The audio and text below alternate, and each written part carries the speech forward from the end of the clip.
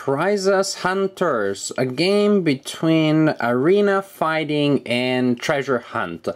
Players in this game move around a fantasy world, sci-fi world, around the world where there are all sorts of creatures, and it's a small world really, and a world that is formed by these terrain cards, and you place 6 of them in different possible configurations to create the board. This is good because the board is modular. You can rearrange those 6 cards in a variety of configurations. These are some suggestions. There are also in the set extra cards, extra terrain cards, with some extra terrain features such as barriers, what appear to be columns. Usually you need 6 cards. Terrain cards are numbered from 1 to 6, and you need 1 per type, 1, 2, 3, 4, 5, 6, to form the board. With a little bit of house ruling, we also played with a larger board with all 12 cards, in which case I explain you later what these numbered areas are for. But if you play with 12 cards, you will have 2 terrain per type. All it means that when you roll an indication for one of the terrain tiles with a number, you choose which one. If you roll a 1, you choose which of the 2 ones in player you will use. If you decide to use 12 cards or multiple cards to increase the replayability of the game. There's a little house rule that we came up with. The board worked that way, so I wanted to share that. But maybe before I tell you about the house rules, I should tell about the main rules and the main concepts. So arena and treasure hunting. Players will use characters, and these characters will move around the board and will try to steal treasures from one another and from the board. Somehow treasures pop out of nowhere in this mini world here every turn. What does it mean? Again, this could be a sci-fi arena where prizes are added and players are fighting for it. It's a dungeon where treasures are heard about, are heard of, and there are rumors about these treasures. I don't know. You choose how you want to figure that out. There are treasures that come out, and players want those treasures, and they try to take them for themselves. Players will choose or draw characters randomly. In a 2-player game, each player has 2 characters. There are these scoring cards. You associate the player that you want to play with a scoring card. That also associates the character with a die. This character associated with an orange scoring card will also be associated with an orange die. The die indicates the number of health points that the character has. Characters start with 6 points. Then you roll a die to determine the random starting location of the character. Suppose the character starts from there. Then the die indicates that this character here is there and has 6 health points. And then suppose we have this other guy who is the green guy, and we roll and he starts there. And then this guy, this guy that I like, he's the blue guy. And then to also I'll give you a sense of the art. That is really quite nice. Let's say this one. And we have red. And this is the game ready to start. Each player's asset is associated with a scoring card that indicates the amount of points that the character has. When you acquire a new treasure, you slide the card to indicate, hooray, you got another treasure. Look, you got 2. Oh, they stole 2 from me. That's how the scoring card works. A player wins when his characters have a total of treasure points. Well, at that point, the game ends when a player has a total of 10 treasures. That is how you win the game. Now, characters have different abilities and different stats, and the characters play vastly differently depending on the symbols and the icons that they have on their card. As you can see, these icons are pretty small. Players sometimes do need to squint their eyes a little bit and take out their best eyeglasses to see what the icons are. And it may take a couple of turns before the players become fully familiar with the effects of the icons that are described in the rules. So there are a couple of icons that you need to learn. And each line on this card represents a set of effects, represented by the icons, that you can activate by spending energy points. When you're activating a player, a character, during your turn, you roll the die, and the number that you rolled indicates the location in which a new treasure pops out of nowhere. For example, 2, I have an area there on the board with the number 2, then I place the treasure there. Hooray! And if that is the active character, then the active character can simply grab that card. If a treasure pops out in an area where there is a character, but it's not the active character, the active character still needs to wait until it's his or her turn to be the active character, to be able to grab the treasure. Once you roll your die, you have the location of the new treasure, but you also have the number of energy points that you can spend. Energy points can be spent to move. You can move orthogonally or diagonally, and the usual rate is 1 space per energy point. I moved by 1, I spent an energy point, I had 2. I have 1 left. You can also activate actions on your card. For example, for a single point, I can use my rapier wit. Reading the icons, this indicates the number of targets that I can target, so I can attack a single character up to a range of 2, 1 and 2. I would be able to attack that guy, which may be my teammate, I don't know. But I would be able to attack that guy, and the effect is I move that character by 1.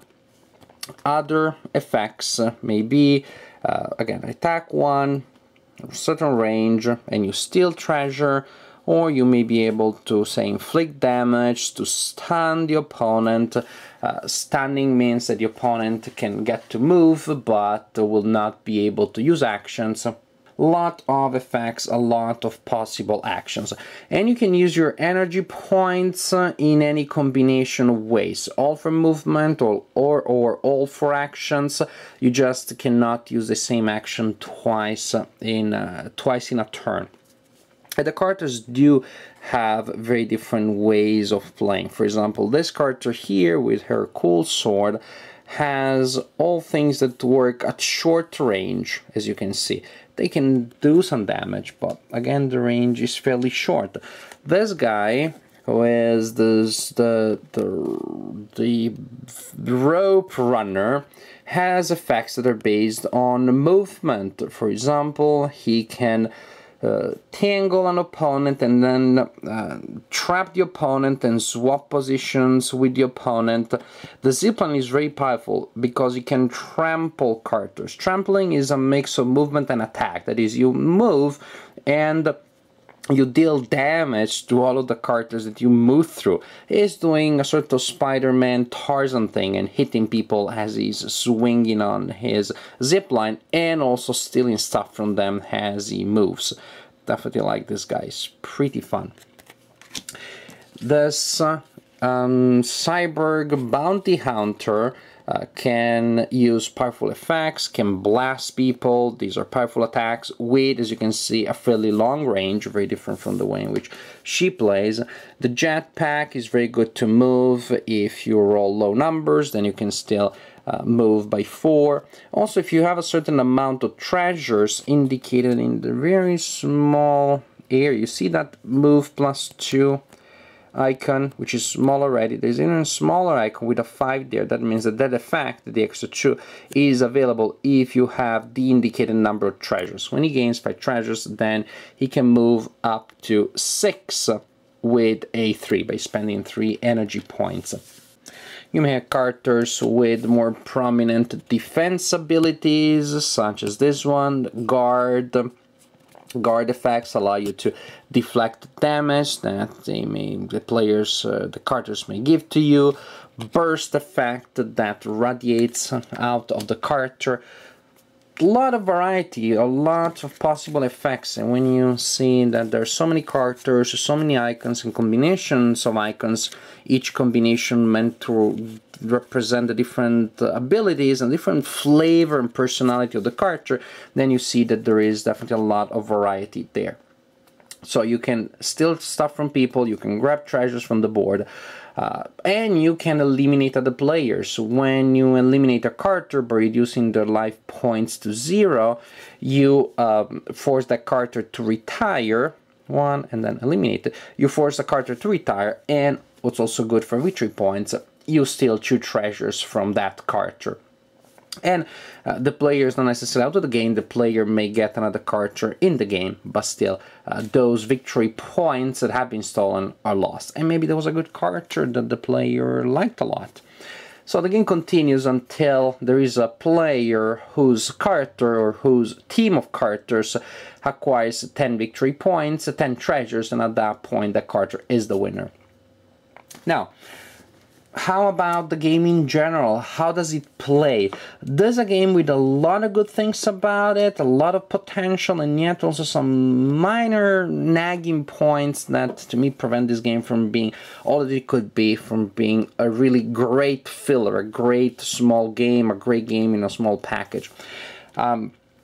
Production, these cards look great. I don't have any problem reading the icons, but I've seen that some people may struggle with these small icons. And it just takes a while for players to become familiar with all the icons, to learn how they interact and what they do. If you think about the card thematically, you look at the character, you see, get a sense of what the character may do, then it's much easier to read, and here I mean to interpret the strings of icons and to see the action that the string of icons represents. A lot of great options, and that was the thing that excited me the most. If I roll a 6, I could move by 2 points and then activate a 3 action and then a 1 action, or move by 1, activate move and then activate another action. I love that flexibility, that made me fantasize, daydream of endless tactical possibilities. In reality, even though you have all of those possibilities, very often the choices on the board will be obvious, because all of my opponents may be very far and there's a treasure here and another treasure pops up very close to me. Why would I go after those other characters and hit them and try to reduce their points? Stealing, it's always good, but not all characters are all that good at it. Why would I go and start hitting them and hitting them and hitting them, which may reduce their treasures and force them to retire after a while I could just grab some treasures? This happens very often. Very often it is just much easier to go for a treasure that appears close to you than to do anything else. Not all configurations are the same. There are configurations that will force the players to be much closer and to fight one another much more. But still, that is a possibility, that very often the choice to make is so obvious and it's dictated by the die and by the way in which the die gives you health points and makes new resources appear on the board. Another important factor is that you really are at the mercy of this roll, because the best actions that a character has are associated with the best rolls. If you roll a 6, you have a lot of movement points, or you can take a super duper awesome action. If you roll a 1, you can move only by 1, meh. And or you can take an action which very often is not all that great and sometimes is simply useless given the circumstances. I think the game could have been much more excited if the association between actions and movement points and results had been reversed, with the best effects, the best actions at the bottom associated with low numbers and the worst effects on top. In this way, when you roll a die, if you roll a 6, you can move a lot and go around with a lot of stuff and grab treasures, but you will not be able to do many actions. If you get a 1, you will not be able to move much, but you can get fun actions, maybe attack people from a distance, or maybe your action is to get some extra movement. In this way, your roll would always give you something good. As is, you will have turns in which you want to do something fun, you see a lot of potential, and then you roll a 1 or a 2 and you don't get to do anything. Other times in which you get fun stuff. So while this game has a lot of potential, there are a lot of turns in which I just don't see that potential be fully exploited, because there are turns where there are fun things to do and you get to do them, other things where there aren't really fun things to do because the decisions are obvious, and other turns where there could be fun things to do and you don't roll well. I just felt that there were many turns in which I was just waiting for a better turn to come around. And by better doesn't necessarily mean one that will allow me to score more points, one where I could do super cool stuff, which is what I wanted to do with all these characters that have so much potential. The game is pretty short, it lasts in 10 minutes. The last 10 minutes, it can be played in 10 minutes or less, depending on the player's play. But as a filler, maybe also because I just played an excellent filler recently, and that is Cypher. As a filler, this is an okay one, but it's not what I expected it to be. It seemed to me like this game had it all. Terrain, a lot of characters, a lot of replay value given by the modular configuration, variable powers, flexibility of using those powers, and yet when you put all these things together, the game felt a little flat, or more flat than it could have. I feel that there is some unexpressed potential here. The design could be stronger. It's not bad. I didn't hate it. I didn't feel that I wasted my time. And if I have 15 minutes to kill and I don't have other fillers around, I will not mind playing this game. I don't think it will be the first on my list of possible fillers when it comes to killing 15 minutes, just because there are other options that are tighter, they seem to have a stronger design, and that achieve more with less. Here you have a lot of actions, a lot of possibilities. Those are not always easy to use, or it is not always possible to use, so you feel that there is some wasted potential. Khrysos Hunters, not a bad filler, not one that I hate and not one that I would mind playing in the future, but not on top of my list because it could be more, and there are indeed games out there that are more.